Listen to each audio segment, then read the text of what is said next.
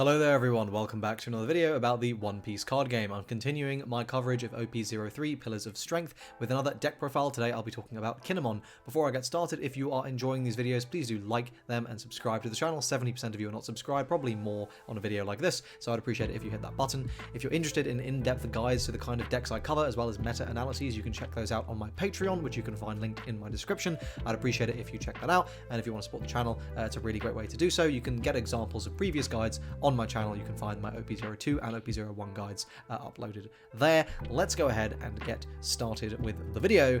We're talking about Kinemon, as I said, and I don't know why it is not showing up. That is most strange. There we go. Very odd.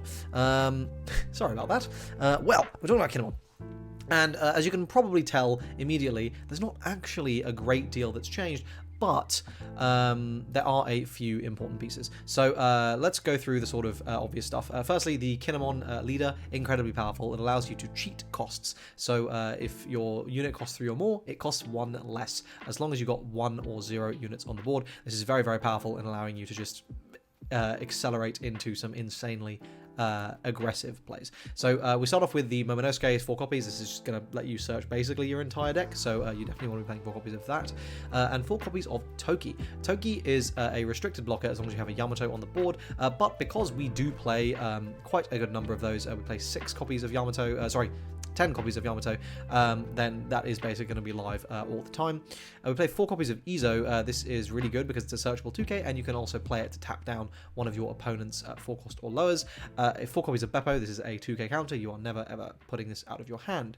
4 copies of Okiku. This card is very, very good, especially when you factor in that some of the big, like most blockers are now 4 to 5 cost range. So Okiku's value has just shot through the roof because we don't really have chump blockers to be worrying about, so we can just tap down the big heavy investment blockers, potentially start swinging into them to drain resources out of the opponent's hand. For example, Marcos and stuff if they want to keep reviving them. Really, really good card. And of course, you can play it turn 1, going second. 4 copies of Shinobu. This is because we really do value contesting board in OP03. We need stats. We need to be playing high value things so we can apply pressure. So Shinobu is great because you can play it as a 2 cost, and it's 2 cost 5k. It's pretty damn good. 4 copies of Yamato. This is a very interesting card. So we play 4 because we want to be seeing it, and it's a 1k counter.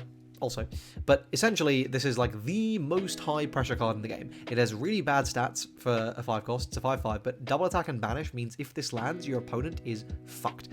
Slapping 4 dons on this and just going yes, swing 9 is just going to drop your opponent's whole hand. They're going to go yep, cool. And honestly, that might be a misplay. Sometimes it's fine to just let the Yamato hit if it's not going to be the end of the world, because it might be more valuable to just keep those cards in hand. Just a top tip. But anyway, yeah, this is an insanely high pressure card. Of course, has those other synergies, and usually if you land it once, that it usually puts you in a pretty good position to be winning the game. Play 2 copies of Carrots, another 2k counter, and you can untap your dons, but again, usually you're just using it as a 2k counter. 3 copies of Yamato. This taps a cost 6 or less, and it's treated as an Odin, and you can play this a turn 2, going first or second, in combination with Okiku if you're going second for some insane plays. It's a very, very high value card.